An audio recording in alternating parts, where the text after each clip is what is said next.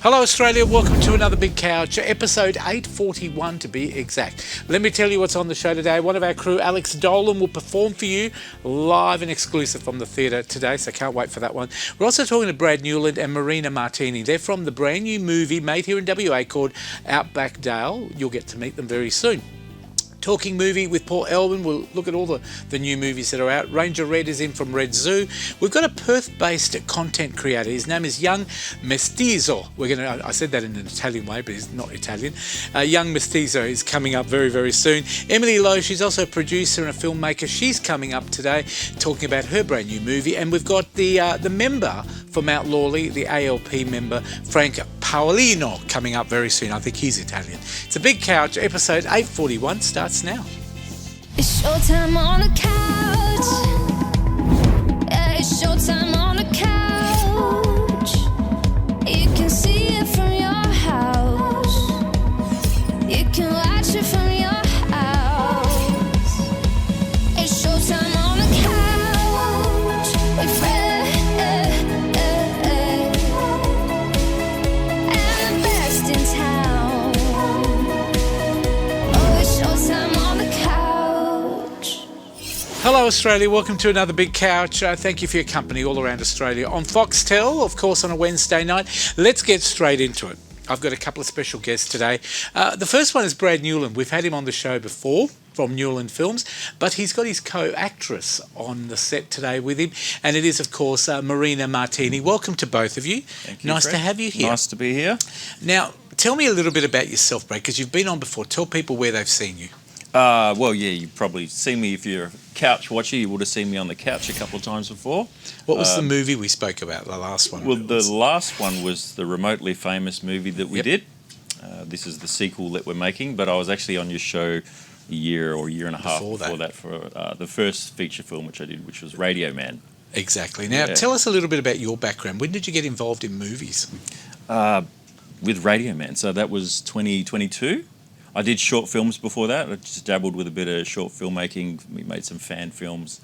And then I just decided that I thought it was quite fun and interesting and I enjoyed the challenge. I thought, let's go bigger and better and do a feature film. So tell us your role in this movie that we're talking about tonight. Mm-hmm. What's your role in that? I know you're obviously one of the key actors, but you also take a management role, don't you? Yeah, well, I actually wrote the script because I've written the script for this one and Remotely Famous as well. So I just sort of continued on from that. I wasn't sure if I was going to do a sequel, but I had a lot of people see the first one and really enjoyed it, and they suggested that multiple people said you should do a sequel, but about my character, Outback Dale. So I did. All right. Yeah. Now, welcome to Marina as well. Thank you. You're one of the lead actors as well. You're a co-actress. Tell us about your role, Marina. When did you start acting? I've started acting back in Brazil when I was super young, but career comes and you stop doing what you love sometimes. And it was not only when I moved to Perth 13 years ago that I've started thinking about it again, but I only started taking it seriously when I met Brad. So I've been on all these films with him. We've done some short films together, and this is our fourth feature film. So I've always helped him in the background with some producing, coordinating. And marketing as well. And marketing. So well done. She's the brains. Yeah. So what are your characters? Tell me about your character first, Marina. Who do you play? So I am a Brazilian backpacker, to justify my accent, because it's not going anywhere. It's real. It's real. It's authentic. So I'm playing a Brazilian in the film, and I meet Brad, and then we start this TV show, and we start getting famous, and I become his girlfriend, and then other things happen throughout the way that, You're not going to spoil it for I'm us. not going to spoil it, yes. What about yourself, Brad? What's your character? Outback Dale. I'm not sure if you saw Remotely Famous, but I was a supporting actor in Remotely Famous. Yep. I was the one that inspired my sister to go and try and do travel documentaries and travel influencer. Yep. So I just sort of continued on that role. This is a sequel, isn't it? It's a comedy sequel. Yeah, it's got the same full cast, but it's my character's now the lead, and the character that was the lead, and that one is the supporting actor. You've also got some amazing co-stars with you. You want to run through some of the people that are working on this movie? Some of the cameos you've got? We have Albie Mangles, who's playing himself. Very famous. Yeah, Albie Mangles, who's playing himself, yeah. Yep. Marcus Graham? Little cameo with Marcus, yeah. And I've got some, well, they're probably the bigger names besides Marina. How long did it take you to film the film? It was over about a year. I think it was 26 film days. Wow. But yeah, like the last ones, rather than just trying to smash it all out in one hit, which is great in some ways, when we're dealing with everyone who's got careers on the side, or careers Because it's sort of on like the a side. part-time thing, but Yeah, you it's take it quite serious, don't Just you? something that we sort of chip away at on the weekends. And can I ask, where did you guys record? All over the place. Mostly Here Perth. in Western Australia? Mostly Perth, yeah. A little tiny bit in Adelaide and a little tiny bit in So you over got to travel a Queensland. bit. Yeah. Is there and, a lot and of some fun? up north as well, Is it of course. fun working on movies? Do you enjoy it? But Marina first? Absolutely, especially with Brad. Like, it's Yeah. very hard to keep people motivated and accountable when it's an indie film. And we're doing this as a side thing, as we've said. So it takes a lot of charisma and attention to detail and passion to bring people together. And we need an amazing leader to make that happen, and that's Brad. So Yeah. there is not a dull time. Like, Brad, it Yeah, can a lot get of a fun. little bit crazy and fun, but also serious. So that mixture is really important. Brad, for how us. hard is it to make movies here in WA? I mean, I know they're It's pretty expensive and hard. you work on a very tight budget, but how hard is it? Because how many people work with you on this movie? A lot, yeah. And my problem is I know a lot of people, and I know a lot of people that just want to work in the film field, and I get contacted by a lot, and I just like to try and look after everyone and give everyone a little role. So where I do you create get your more crew roles. from? Where do the camera people come from? The audio people, the lighting people? They I all didn't have local? to search for any of them this one, just because after doing the last few films, I just sort of got to know people, and I got to know who was the ones I preferred to work with, and then I have like a highest priority, and if I can't get them, I'll have a next, and then a next, and then we go down. And acting-wise, we didn't really need to look too hard to cast this one, because I feel like I know half the Perth actors anyway, so we just sort of offered who we wanted to play roles. Now, I know I roles. asked you off air about a sequel to this one. You're having a bit of a break, but is there likely to see. be another one? We will see. That depends on how Outback Dale does. So you And need... I'd love to, Yep. but So let's get it started. We need to do a screening. When's the screening going to be on? 24th of July, Friday afternoon, or 6 p.m. Is that at Luna? It is Luna Cinema Leadable. Luna Leadable. So it's on screen right now. is, yep. What time is the screening? 6:30 p.m. 6:30. Doors open at 6. Yep. And yeah, it should be a fantastic night. Now, for people who would like to go and see this movie and support local production, local crews, local actors, and local film, we'd love you to go to eventbrite.com and buy your tickets. Of course, all you have to do is look for the screening at Luna for Outback Dale, and you can buy your tickets there, and all the money goes back to the film and back to the crew. And it's going to be a great night. Is there going to be some Q&A as well on that There night? will be, yeah. We've got about 20 minutes of Q&A afterwards, as the cinema's booked for a couple of hours, and the movie's 100 minutes, so we've got an extra 20 minutes to do some Q&A there. Should Just be fun. as we wrap up, Brad, tell us why you think people need to come and watch this movie and support it. Oh, because it's a fantastic film. Okay. WA made, you know. And Marina, what would you say? I think we're going through very difficult times, and it's good to have comedy to relieve it. And Absolutely. yeah, people will have a feeling of, I don't know, like happiness at the end of it. And it's love unique comedy. and it's Australian, and there is a message behind it as And I well. believe there's a very minor role for a television compere in it, say 2 or 3 seconds. Yeah, there is. Yes. Someone you might know. might recognise. Might So recognise. you've got to come and have a look at the screening. It's going to be great. Please check out eventbrite.com. Outback Dale is the movie. We'd love to see you at the screening. And if people want more information about your movie company and all the movies, where do they go on Google? What do they look up? Just Newland Films. You'll find Newland Films on all the socials. Well done. Yeah, good place to start. Well, congratulations. IMDb. Was it Congratulations IMDb? to Thank you. both of you. It's been lovely having you both here. Thank you. As always, we Pleasure. love to support local people making local films as well. Marina, welcome to the couch as well Thank you. for the first time. There you go, Outback Dale. You need to support them. Thanks again for coming in today. Somebody else that does a lot of supporting for local industry is, of course, Blake Williams from Williams Creative. Check this out and we'll come back and talk to Paul.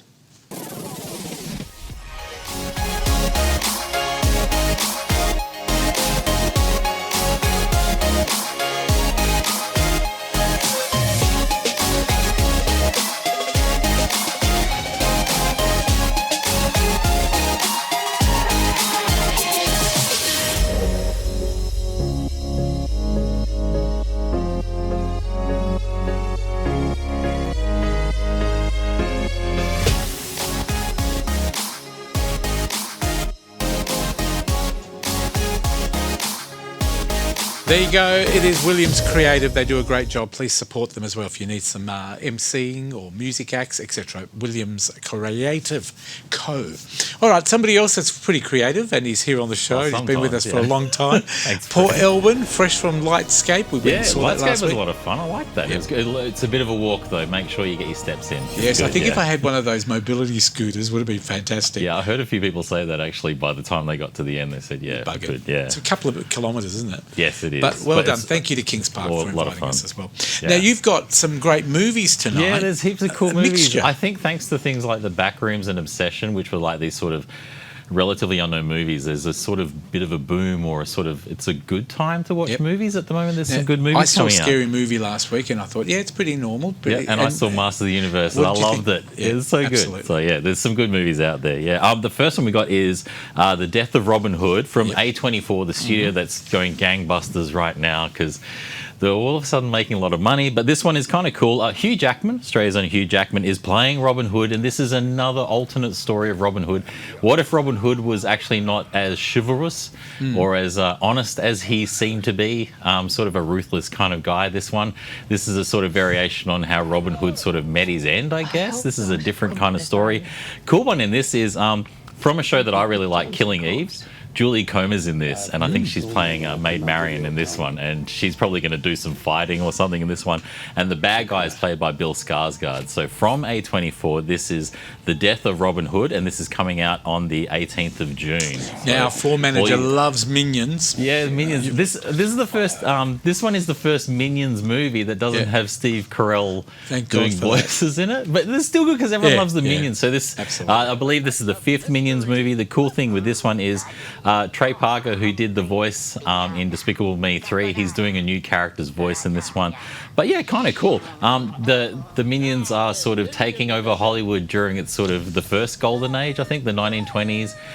Christoph Waltz is voicing a director kind of character in this one. Yeah, kind of cool. And also to top it off, yeah, you got your Minions and they're fighting monsters, which is kind of cool.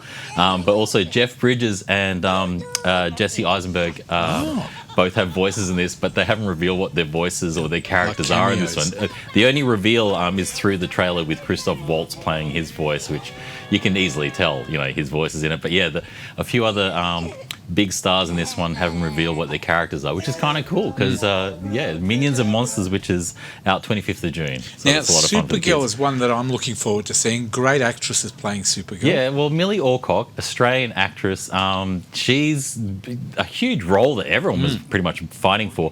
25th of June, this is the next sort of the new DC Universe type movies that are coming out. Supergirl, awesome because Superman did pretty well. That was late last year with that one. So this one, yeah, Millie Alcock plays Supergirl, also known as Kara Zor-El, who is related to Superman from his planet and everything. This one's based on the actual comic book series Woman of Tomorrow. It's pretty much the whole story from it.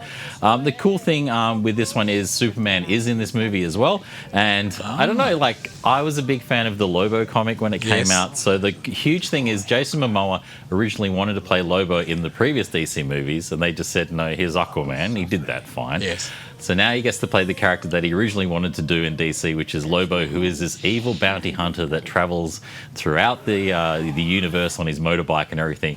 And from what I can gather, I think he teams up with Supergirl in this one. But the trailer looks kind of chaotic, but it looks like a lot of fun. So that's Supergirl, which is 25th of June. Now, we all know Jackass and, of course, The Best and Last. Does this mean it's the when last I was one? in uni, like a long time ago, I grew up with the whole Jackass did I. show on MTV and everything. This is the 5th and pretty much final proper Jackass movie. There was reiterations and a few TV series, that sort of thing. So this is Jackass Best and Last, out on the 2nd of July. The weird controversy is because of Bam Margera, who got fired in the previous Jackass movie due to his sort of substance abuse and everything. Okay. They're using archive footage which he consented to, but all of your favourite Jackass characters are in back. this. Johnny Knoxville, Wee Man, yeah, everybody. Yeah, it's just a lot of fun. Like, just take note, it's rated R because they do take it. You know, they take things up a notch. And also, the thing is, I'm glad it's the last one because I'm pretty sure that they're all going to have sort of like bone injuries that they can't really recover from. Absolutely. The funny factoid from this one is Johnny Knoxville can't actually do any stunts that involve concussion because apparently he has that many knockdowns that one more concussion they reckon may end him. I'm surprised any of them have children. Because I It's tell you strange. what, they've got a lot of injuries. I think Steve-O's the only one that's sort of done okay from this. But yeah, this is the Absolutely. last Jackass movie. Yeah. And this is out 2nd of July. Now, Yes. the next one's for kids or for This is adults for as kids, well. and the kids have seen it Yeah. before, but they Yeah. saw it as a cartoon from Disney. This is Moana, out on the 8th of July. This is the live-action version because Disney like doing live-action versions of pretty much everything that they've done cartoons from. This will still do really well. Moana's a really cool story. The actual original cartoon was only 9 years ago, and that had a sequel as Okay. well. A lot of familiar voices are in this again, but obviously the big thing is The Rock, who's did the voice originally. He's reprising his role in this one and looking a bit odd because he's got long hair, because exactly like the character in Moana. Yeah, a lot of fun. Essentially bringing the sort of the Gem of the Sea back to the. It's the exact same story as the old Moana, but this is like live action. You got to love the Hawaiian setting as well. It Yeah, looks it is. amazing. It's beautiful, and it kind of looks like, mostly like kind of real, I guess. But yeah, it's the same story, but the kids are going to love it. It's Moana, Absolutely. the live action version. 8th of July. Now, 8th of Evil July, yes. Dead Burn. So Evil Dead, this is the 6th Evil Dead movie. The Deadites are back again, and in the previous one they were kind of in the city, Evil Dead in the city. This one, they're kind of taking it back. They're essentially a whole dysfunctional family. They have problems, and of course where they're decided to have a holiday, which is a great idea, a house in the woods by a lake. Yeah, course. nothing can go wrong. Somehow the evil Deadites take over the family. This one's gruesome. It's definitely rated R, 9th of July. It's the 6th movie in the whole series. So if you're familiar with the entire franchise, this is actually a proper sequel to the previous Evil Dead movie, and there is going to be another one in a couple of years as well. So Wow. Evil Dead Burn. And The Invite to close it off. So yeah, the last one is from A24 again. They keep pumping out these movies, but this one's kind of interesting. The Invite. It's got Seth Rogen with his wife Olivia Wilde. They have neighbours up the stairs. Curious because they seem to be watching each other. It's the first time they actually get to sort of talk to each other and have them over, for dinner. Of course, your neighbours are Edward Norton and Penelope Cruz. This is actually based on a movie from a few years ago, a Spanish movie called Sentimental. And it was then copied into a German movie, a Portuguese movie, a Korean movie, Everywhere. an Italian movie as well. The Italian one was called Vicini di Casa. Close to So home. it translates to the neighbours upstairs. The absolutely. trailer only hints that there's some weird sort of maybe sexual tensions between them. And they're sort of going, well, we've noticed you from afar, but now we get to actually see each other and talk to each other. And they all sort of, act a little bit funny. But yeah, this one, The Invite, which is the 9th of July from A24. This Beautiful. is A24 getting into comedy, I guess. Good selection of movies, Paul. Let's Yes. check out the top 5 movies Top around 5 Australia movies at the moment, as right they now. stand. Let's have a look at the screen and Yes. let's start with number 5. Number 5, The Amazing Digital Circus. Number 4, I loved it, Masters of the Universe. Number 3, A24's biggest movie, making a lot of money, Backrooms. Number 2, Obsession, really funny, crazy movie. And number 1, Scary Movies, doing well. Well done. Did you see Alexander dressed up on the night of the Marvels? Yeah, Did you recognise him? He's been working out. Oh, he has. Oh my gosh. Definitely don't want to say anything bad. Paul Elwyn, thank you very much as Thanks, always Fred. for doing movies. We'll see you in a couple of weeks with streaming. That's Paul Yep. Elwyn Thank on you. the couch. Another legend comes up after the break. Ranger Red from Red Zoo. Stick around. You're watching The Couch on a Wednesday night. See you then.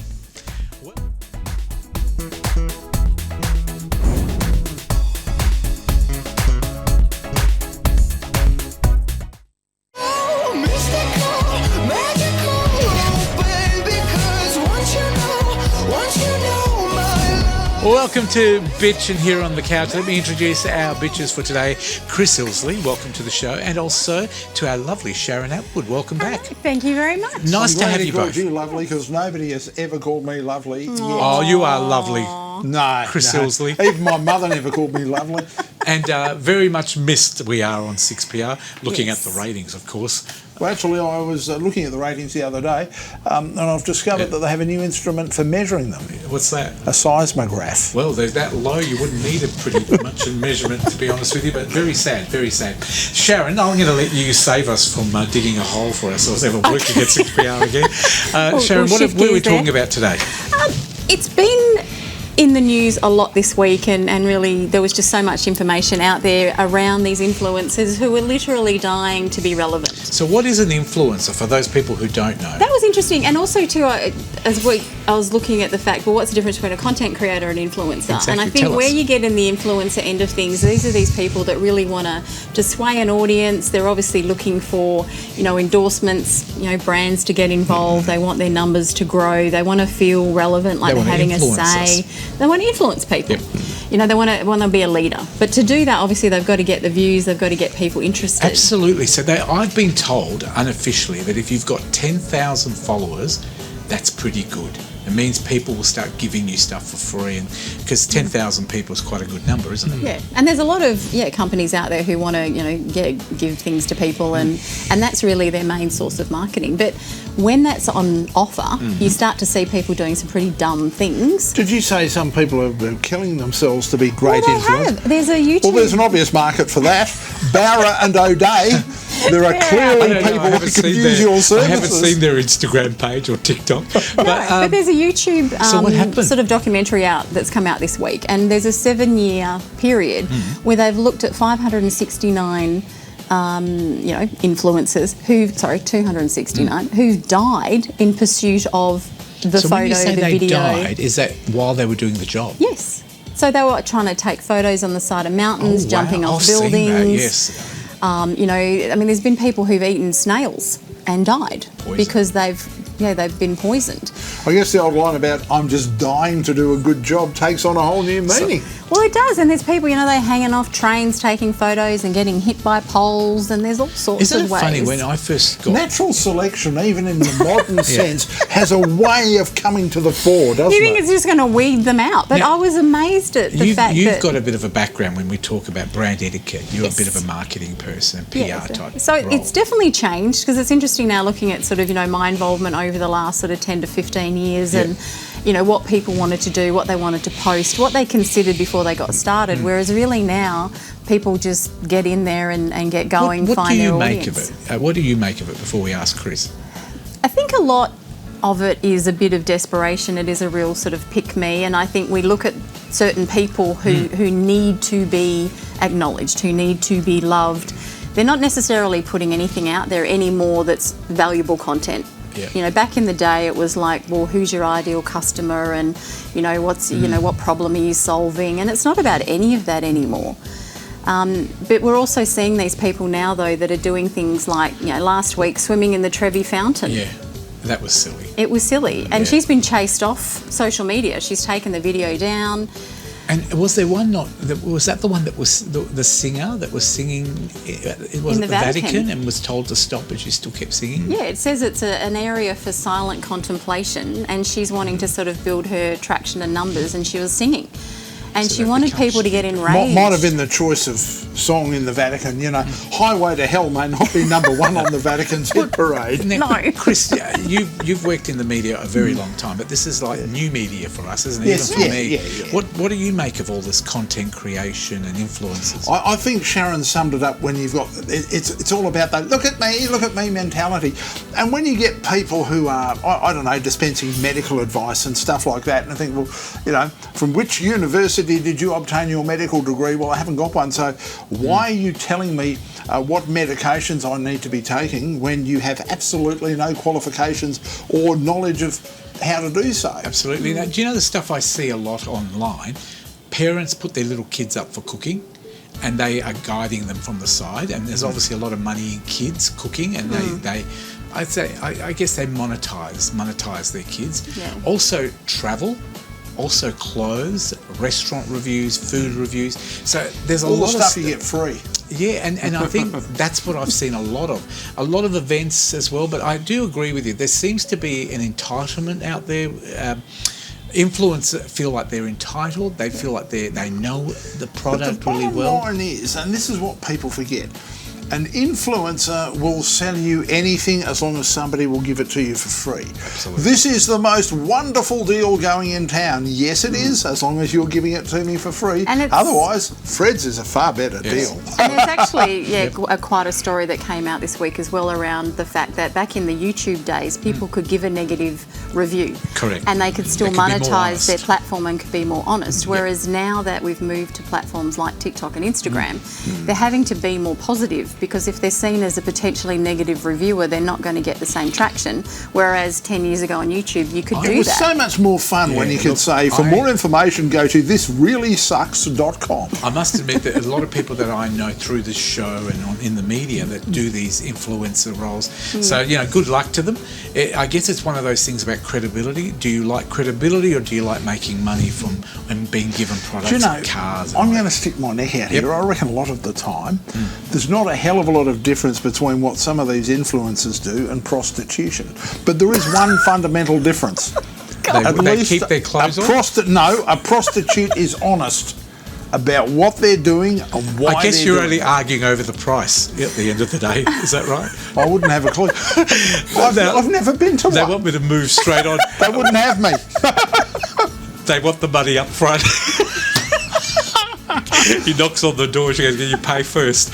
Chris, tell She goes, I'm desperate, but I'm not what's that your desperate. topic? What are you talking about? This the pay bracket. Yes, tax brackets, bracket creep. Yep. It's funny. For example, our sin taxes, Yep. alcohol, tobacco, and petrol, are indexed twice a year. 1st March, 1st of September, to the CPI. In other words, the taxes are raised to keep pace at a minimum with the CPI.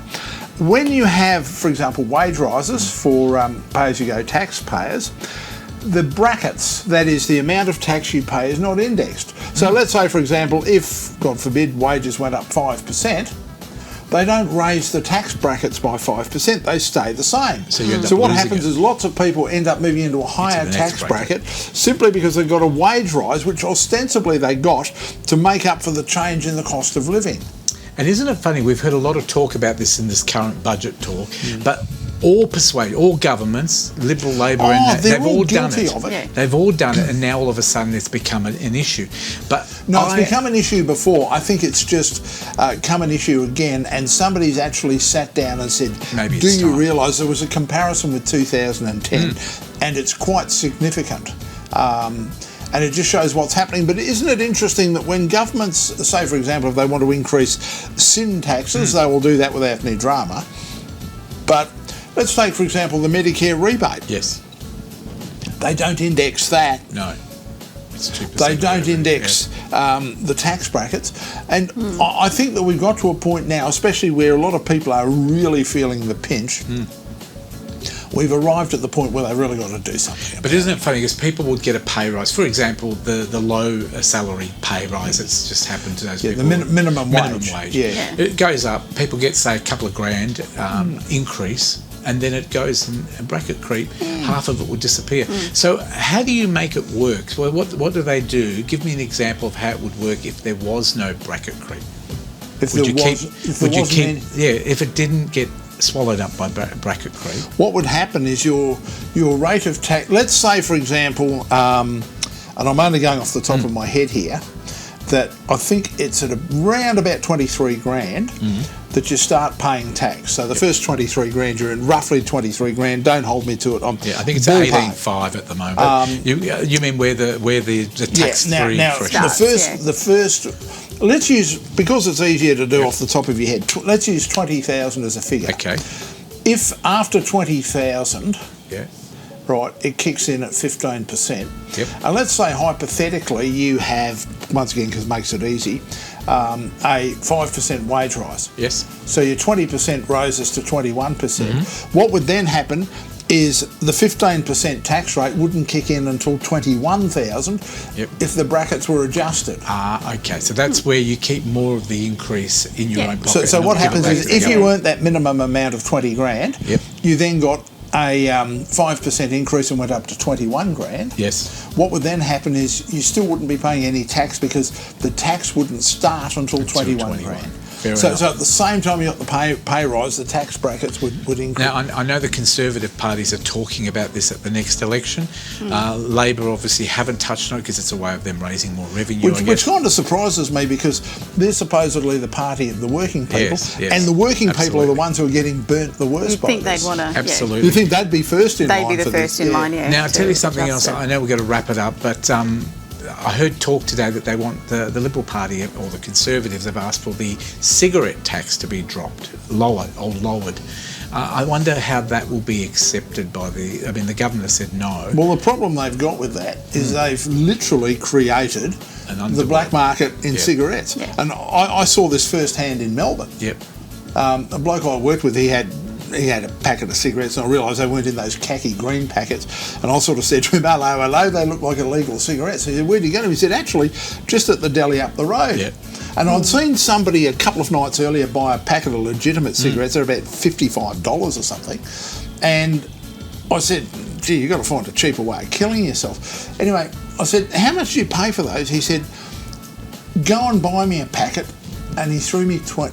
$20. And what are we going to get? You know what they cost? Yeah. 15. Yeah, there you go. Yeah, that's Crazy, just- isn't it? Yeah.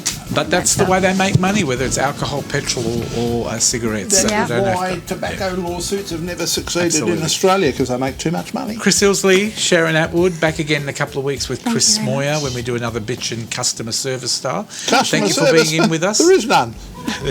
There you go. That was a quick segment. We'll take a Well break. done. More of the couch coming up right after this. Stick around.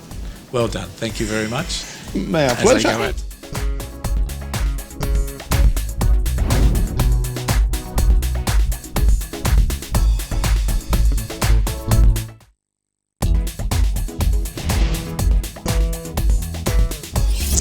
Welcome back to the couch. Always a pleasure to have Ranger Red in the studio. Welcome back, Red.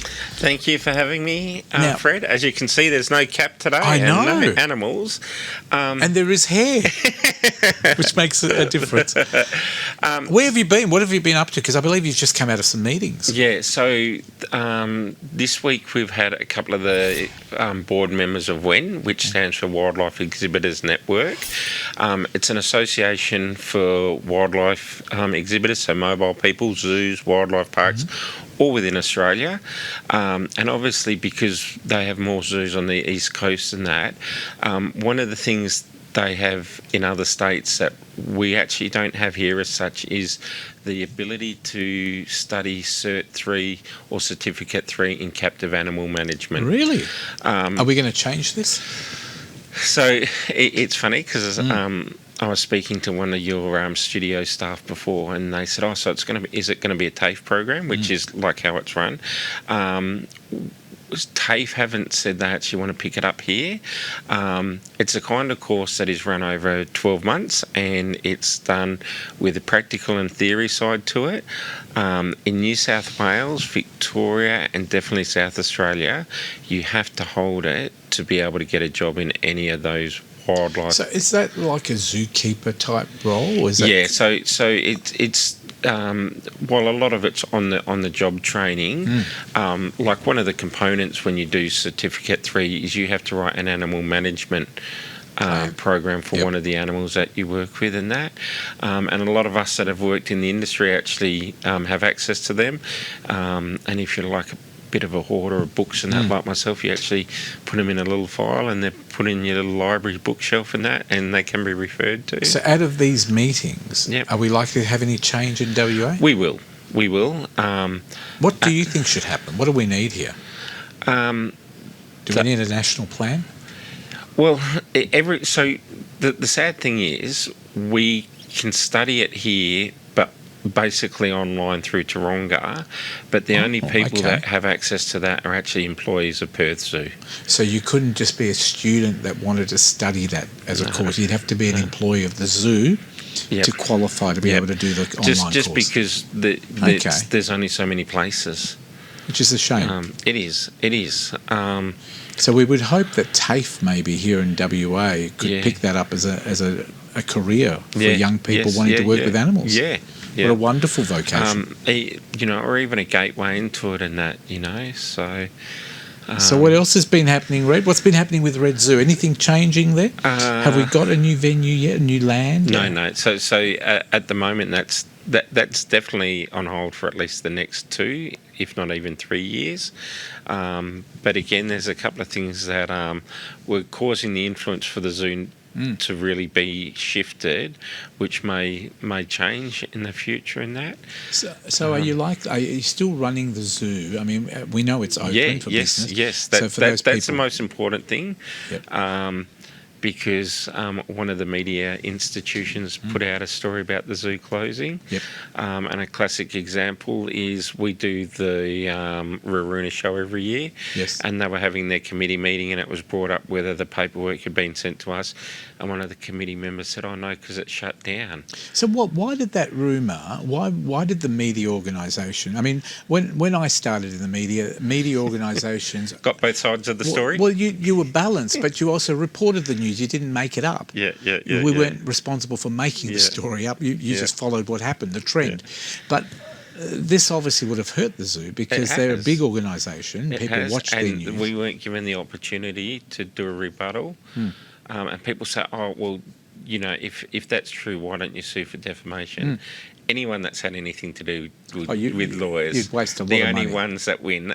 Are lawyers. And unfortunately, when you're dealing with large media organisations, they've Yep. got deep pockets. Yep. And they would just see it as, oh, well, go for Yep. it. Well, it might cost us a bit of money, but it's Yep. going to cost you a lot more. So the zoo itself, are you still bringing new animals over and raising new type of animals? What have we got that's new? Nothing at the moment. We are getting in preparation for a colony of quokkas, which meant that we did have to do some demolition work of one of the enclosures that's there, and the storm we had a couple of weeks ago actually assisted with that. The renovations happen naturally. Sounds good. So yeah. So what have you got coming up? I know school holidays are coming up We soon. have. We've You've got the school Ranger holidays coming up in a few weeks, so we'll have the Zookeeper Ranger for the programs, day? Keeper for a day, and obviously we've got some of the different council libraries. So again, check on if you think your child wants to do something animal related. Check with those councils and their libraries, because there's a few of us out there, as you know from other guests you've had on your show, Absolutely. that do wildlife, insect. There's a couple of people getting around now doing invertebrate education. Oh, wow. What's that? Which is insects. Oh, beautiful. Yeah. Now, tell me something. If people are out there and saying, you know, he does a great job with it. I know you've been the face of Red Zoo for many, many years, and you're running it pretty much on your own this day, and your staff that are there. But can people still get involved and maybe try and help you financially? Yeah, they can. Coming for a visit or even buying a gift voucher from us. You know, there's a few unique little souvenirs that we sell. I had one of the major toy shops ring me up because I had a person there wanting a specific kind of teddy that they didn't stock. The Ranger Red teddy. And they were actually polite enough to ring me up to see if I had one available. No, great. And it was a ferret. It was a ferret toy. Oh, okay. And the only one I had was a sample, but now we've got more coming over. Oh, well we were done. happy to sell that sample. There you go. And tell me again, where are you located and what times are you open? We're open every day of the year except Christmas Day. School holidays, public holidays and weekends, 10 till 5. Monday to Friday, out of school holiday periods, 10 till 4 on those periods. And you'll find us in Pinjarra. Just put into Google Maps, Ranger Red Zoo and Conservation Park. Beautiful. That's Ranger Red. Thank Keep you. up the good work. It's nice that you're still doing what you do, working incredibly hard to keep this zoo going, and we need it. So well done. Thank That you. is, of course, Ranger Red. Somebody else that does really well is one of our camera people. Now, his name is Alex Dolan. He's only 15 years old. You'll get to meet him later on. I won't show him yet because he's performing downstairs, so I can't really interrupt him. He's getting ready for his performance. He's doing Diamonds and Roses by Kingfisher. Please make him welcome. Here's Alex.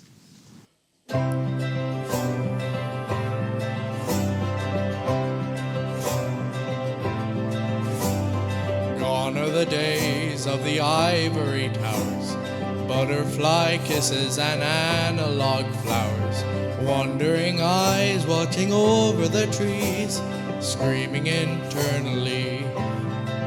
There you are, with those Jezebel eyes, there you are. Not a cloud in your skies, there you are. At 100 degrees, singing diamonds and roses and everything's golden, but that doesn't matter to me.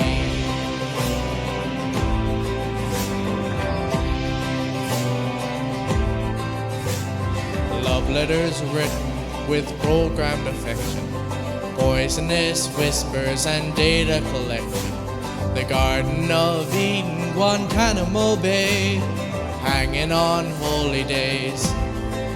There you are, with those Jezebel eyes, there you are. Not a cloud in your skies, there you are. At 100 degrees, singing diamonds and roses and everything's golden, but that doesn't matter to me.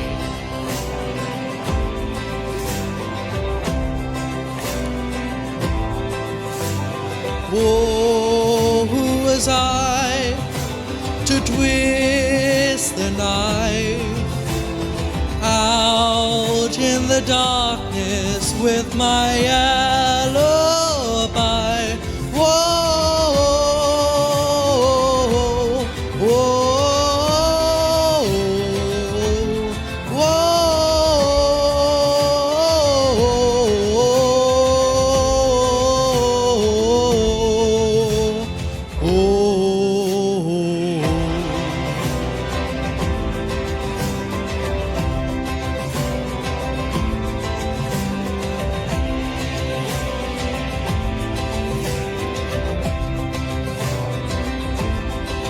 there you are, with those Jezebel eyes, there you are.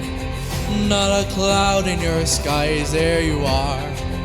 At 100 degrees, singing diamonds and roses and everything's golden, but that doesn't matter to me.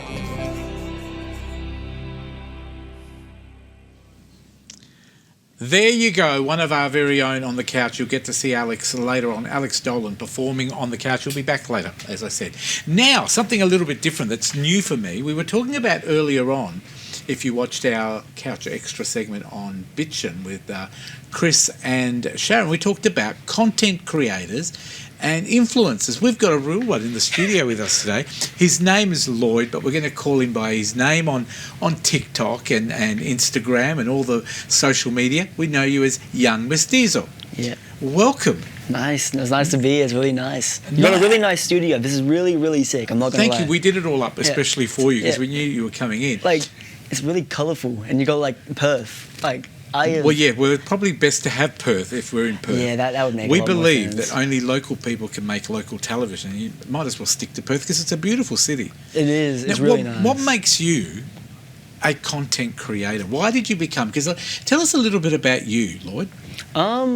Well, I became, I guess, a content creator, like influencer, because, I don't know, I kind of made barbering TikToks for a little bit, and I learned that I really, really enjoyed talking to cameras. And that was like, it was like a weird like skill I didn't know I had, or like that I even like knew I wanted to have. It kind of just fell on me. And then I kept making them and just making them, and the more I got comfortable on them, the more I like, this is kind of nice. This is You kind have of a cool. lot of fun. I know this with your videos. Now, can I just tell people you've got about 1.5 million likes on TikTok. Yeah. You've got about 15,000 followers. Yeah. And you've only been doing this for a couple of years. We're looking at some of the footage now. I said to you, is it a lot of fun or a lot of hard work for those people who don't know? I would say people don't realize how much work it puts in to get to the level that I got at in the amount of time that I did. So who edits all your videos? Do you have help? No, I edit every single one of my videos. That takes a lot of work. Yeah, I have never relied on anyone to edit my videos or thumbnails or anything like that. I got my cameraman, but other than that, like all that workload falls back onto me. So, Now, yeah. people would say, why doesn't he get a real job and things like that? You can make a lot of money out of content creation. But you're also a barber by trade. Now, you're only 20 years old, so you're young and you've got plenty of time to make lots of money. Yeah. So you're from the Philippines. You're half Australian, half Filipino. Yeah. And you became a barber because that's what you said to me, that's what everyone does in the Philippines. Do you enjoy being a barber? Is it a job that you really love? I love it, but ever since the content stuff, I'm kind of slowly like fizzling out of it. Like I will always be like, I was a barber at the start, and that was my passion for a while. And now I found a new passion. I'm like, well, do I go for like this thing or do I stay with this thing? It's kind of been like a very double-edged sword for me, I'm not gonna lie. Tell me about your content. What sort of stuff do you like to post about? Well, it's got Perth baddies. You know, I'm now, not gonna baddies. Tell us what baddies means, because I Oh. know that's your current search. So baddies is a really, really, really which camera? A really, This camera really, here. really attractive girl. So if you had to appeal to an attractive girl, what would you say to her? What's up? I could see girls falling for that. Usually they run away, but you know. Oh, well, but thank you. I hope that works for you though. Well, lucky we've only got one female in the studio, but you've got the 4 men interested. But can I ask you, do you go for comedy? What sets you up? I mean, when you go out into the city and you want to go out and do a couple of videos, because I've seen you do some live stuff. Yeah. What attracts you? Is it comedy, humour, politics? What do you like? Mostly comedy. I don't exactly know where I would fall under because it's more like I just kind of act like a really, really over-exaggerated version of myself on camera. So I would say comedy. That's why I would say comedy. Well, tell me a little bit about your personality for those people who have never seen you before and say, he's a nice young guy. Yeah. The baddies are out there. They want to meet you. Tell us a little bit about what makes you young Mestizo. Probably What should we know about you that's really good? I don't care what anyone thinks about me. Oh, that's lovely. That's probably like my main thing. The girls have just turned off. Yeah. No, I have like no shame. Like I have shame. Yep. Like I'm not gonna do like anything. Is there anything you won't do on these, creator type roles? What content creator? What would you not do?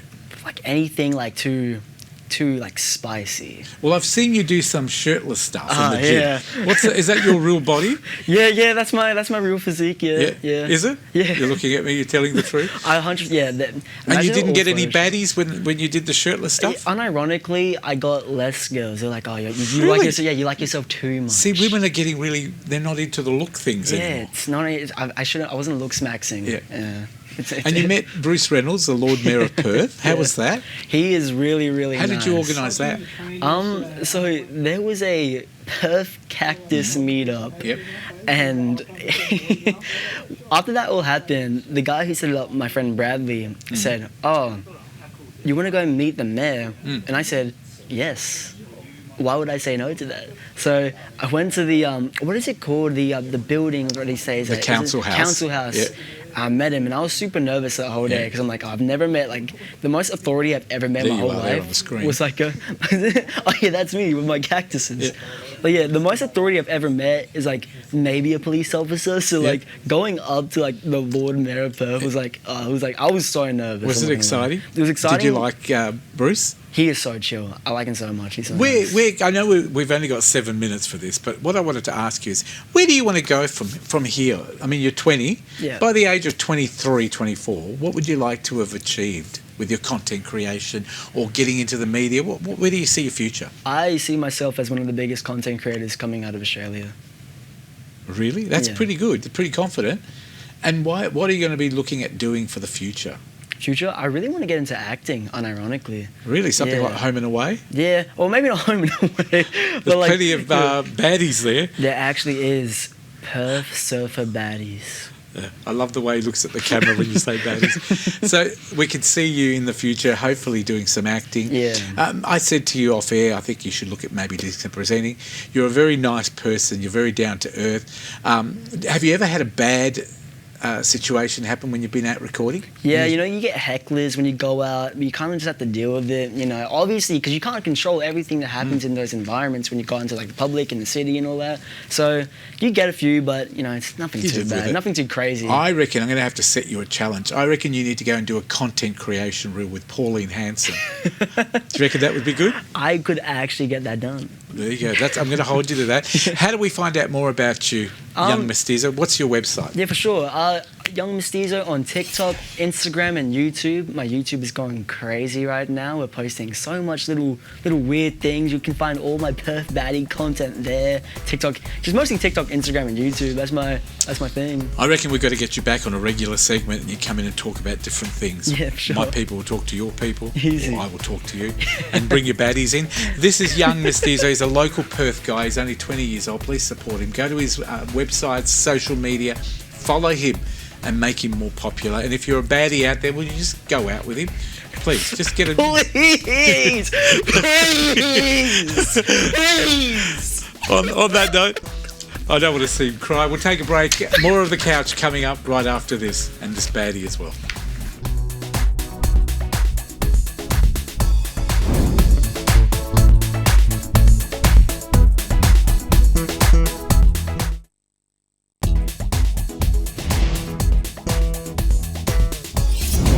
Welcome back to The Couch. Steve Collins is back in the studio with a very special guest. His name is Frank Paolino. He's the local member for Mount Lawley, part of the Labor Party. Over to you, Steve. Thank you, Fred. Well, I'm with Frank Paolino, who is the member for Mount Lawley in the State Parliament. Frank, welcome to the studio. Now, I know that you are of Italian heritage, and I saw you, first met you when we attended the celebration of the return of the direct Perth to Rome flight, the Qantas flight, and you spoke very eloquently about the impact that Italians have had on Western Australia, and they have been an important part of the state, haven't they? Oh, absolutely, and thank you very much, Steve, for having me here today. Italian Western Australians are one of the migrant groups that have contributed incredibly to the development of Western Australia. I mean, there's no doubt about that. My family came to Australia in the 1960s. My father's family came here in the 1950s. They went to the far north Queensland tobacco fields and then moved to Brisbane.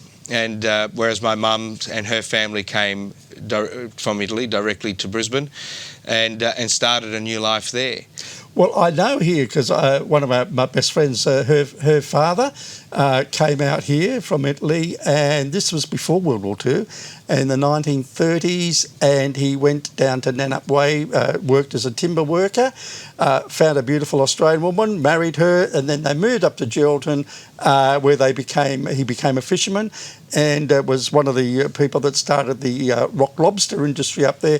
And the Italians are wonderful people.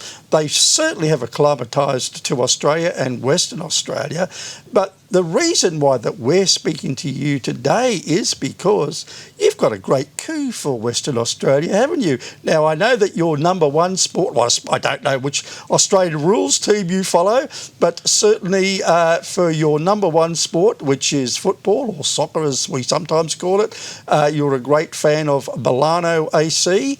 They've been to Perth before, but they're being joined by 3 other teams this year, aren't they? Absolutely. And what an exciting time to be in Western Australia, Steve.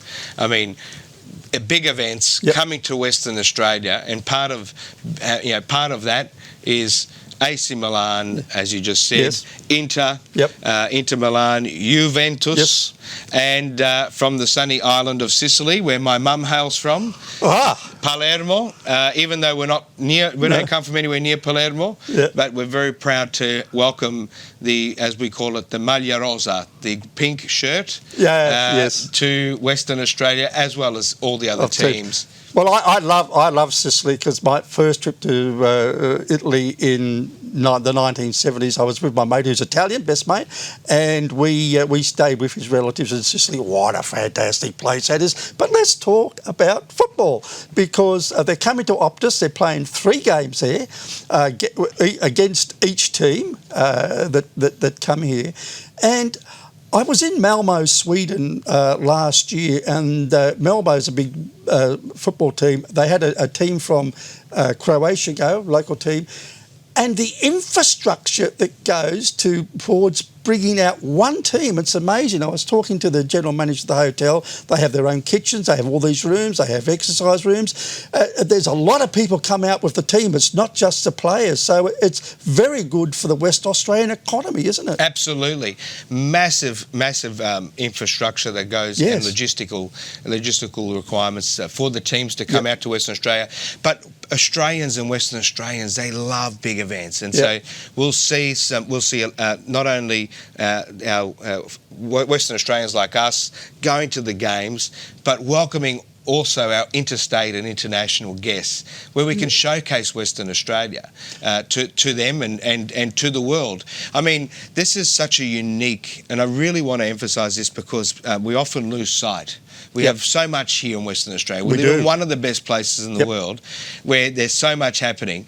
But this is such a unique opportunity. I mean, growing up as a kid, we used to dream of watching AC Milan and Inter and Juve and all the soccer There'd be teams. no emotion in that game, would there? No, no, not at all.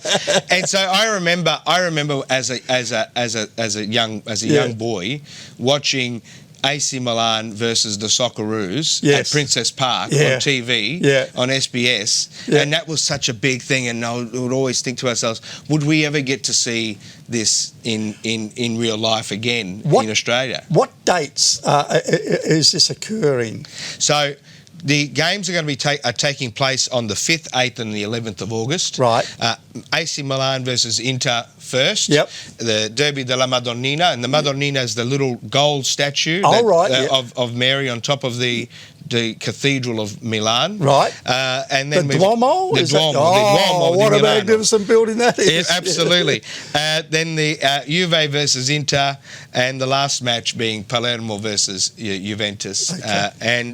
But the great thing about Palermo, will there be people with violin cases in the audience? Do you know? I doubt that very much.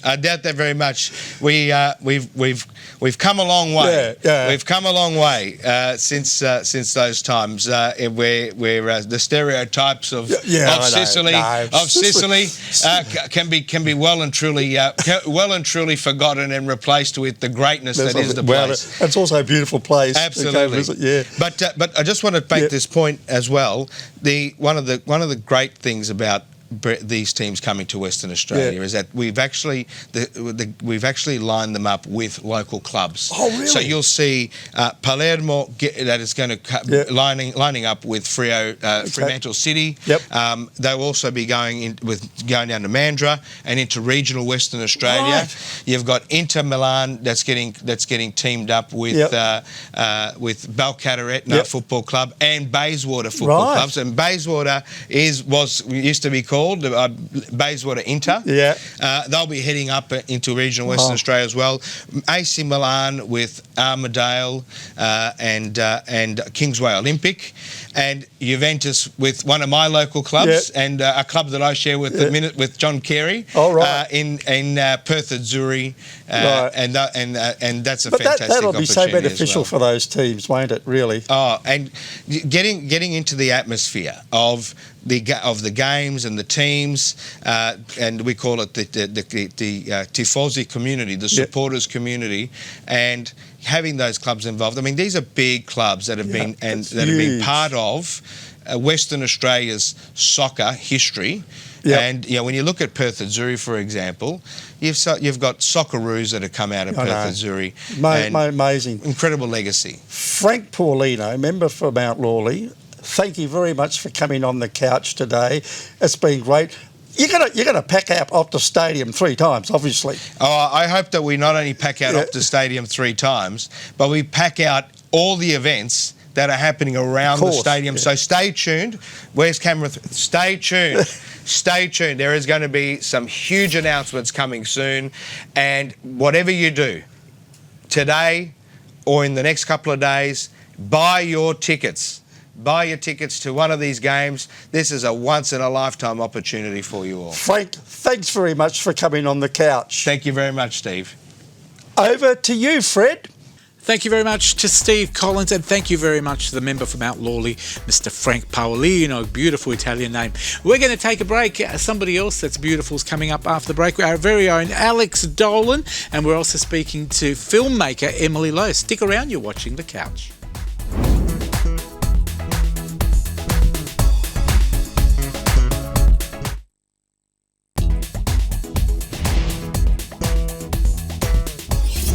Welcome back to the couch. I wanted to quickly just say hello to one of our camera people, just to show you that he does exist. His name is Alex Dolan.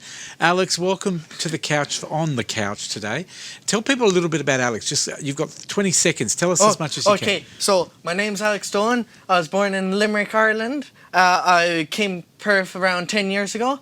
I've been singing for around 4 years. I've been on couch for like 2 years. Why do you love the 1920s music? Well, I say it's the best years of music. I've got some footage of you performing. You absolutely love your performing. You want to be an actor as well? Yeah, actor, voice actor. Love cartoons. And you're a camera person here at the couch, and you make us laugh every so often. And he eats most of the donuts. Not as much, but Sam gives him a run for his money. We're going to see you perform at the end of the show. What are you singing? You're singing a beautiful song. I'm going to be singing this song from Vera Lynn. It's called We'll Meet Again. So I'll head downstairs, change, get ready, and I'll meet you down. There you go, Alex Dolan, one of our crew members. Thank you very much. I just wanted to introduce everybody to him. He's a 15-year-old working on the show, and we love having him around. He does a great job. Thank you very much, Alex. Now, somebody else that's a great part of this show is someone we call Emily Lowe. Now, she's a film producer. She's a filmmaker as well. And she does a lot of other stuff. Welcome back to the couch. Hello, it's good to be back. Nice to have you back. And because Alex talked too much, so I don't want to cut you off too much. But tell us a little bit about this award that you've won, because you've won the Australian Cinematographer's John Leake Emerging Cinematographer Award. Yes, Mouthful. What's that one all about? So this is awarded to one cinematographer each year from Australia. I've got the award there. Yes, there it is there. I think Adrian's got it. And it's about who they see going really far, and they want to just recognise their work. There it is. And I'm actually the first ever West Australian to win this award. So now, we've had you on the couch, and we've been following your amazing career so far, because you're only in your 20s, aren't you? Yes. So can you tell us exactly how old you are again? 20? Am I allowed to? 26. I'm 26. You're yes. still young. You're Yes. very young. Now, you're also the first ever recipient from the Western Australia to win an award in this category. Is that right? Yes. So it's really exciting, not only for West Australians, but for young women in film, and it's really nice that we're getting recognition. How special is it as a young woman Yes. to be leading a male-dominated world that it used to be? Yes, yeah, and it's great that West Australia is getting that recognition that we are here, we're big players, we're very creative, and we're here to stay. And you're doing a great job. Now, Emily, you've also been nominated as a finalist for the Young Achievers Award. Yes. That's here in Perth. Yes. Now, that's happening in July at the Pan Pacific Hotel. Yes, yeah, and that pretty much recognises my work with my production company, employing WA talent, and pretty much representing film in Western Australia. And you've also been busy. Tell me about the short film, of course. It's called Where Dead Things Grow. What's happening with that one? Yeah, so that was selected as part of the Revelations International Film Festival, which is a really big film festival here in Perth. And I was actually on the couch talking about that not too long ago, which was really cool. Now, what's that movie about? Tell us just quickly. It's a apocalyptic grief film. So it's about this one man's struggle in an apocalyptic world, and it's about finding purpose and finding a reason to continue on, not because somebody else tells you to, but because you choose to. And we want people to support you with this one, don't we? So how can we do that? You can go and see it at the Revelations Film Festival, which is really exciting. And it's made with a tiny crew. Do you know when the screening is? It's in July as well. So check out Revelation Film Festival for that one.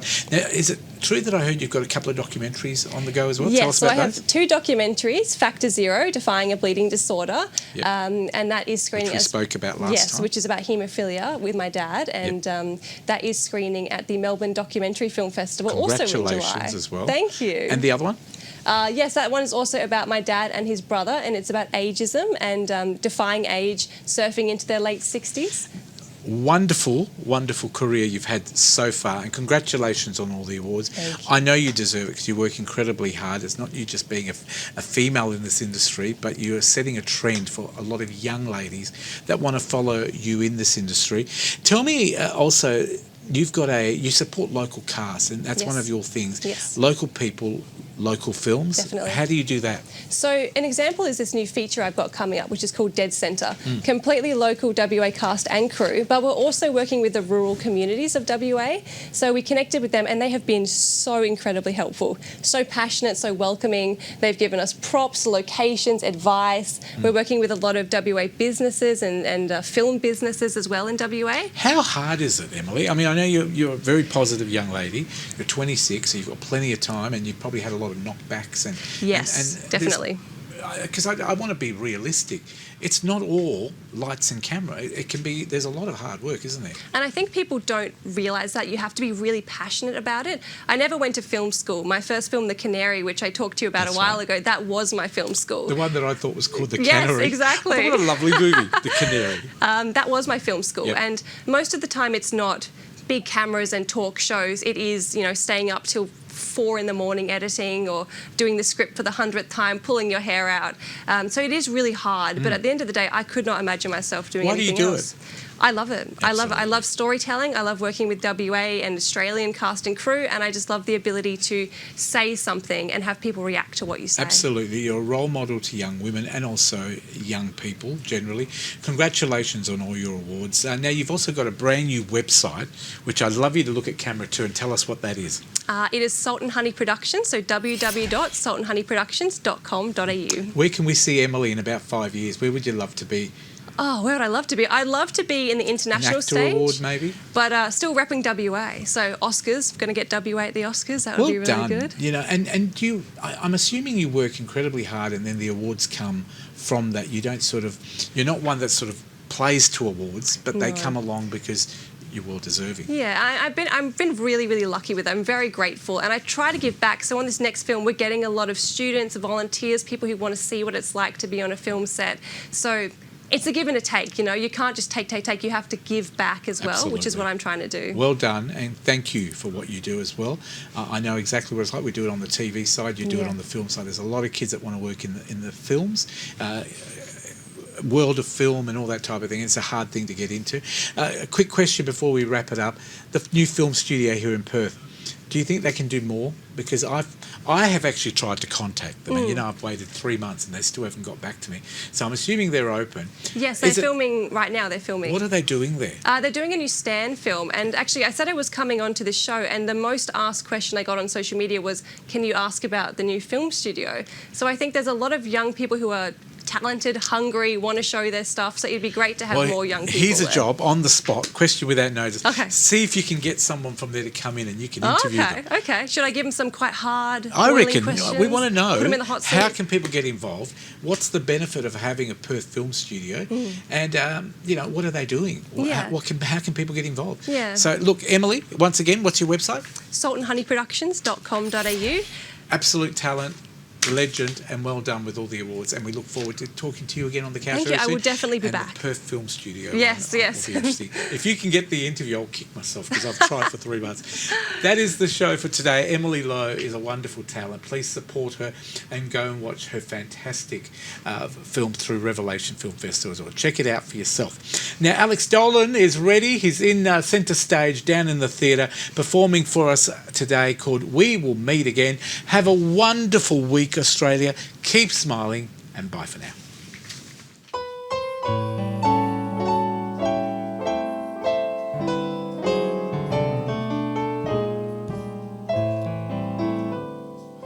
We'll meet again.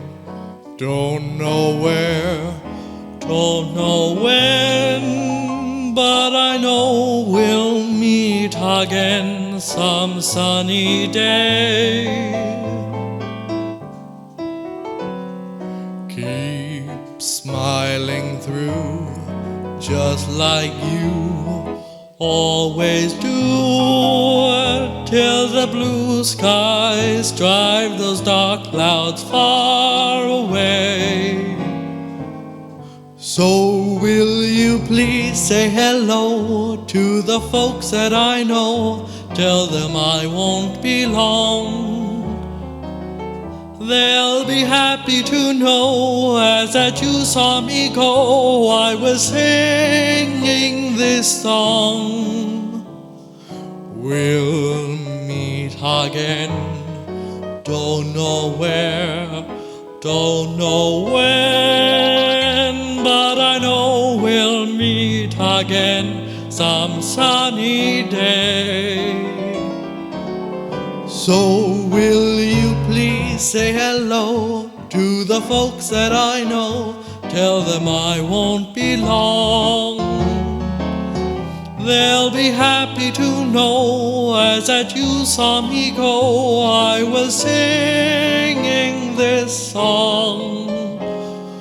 We'll meet again, don't know where, don't know when, but I know we'll meet again some sunny day.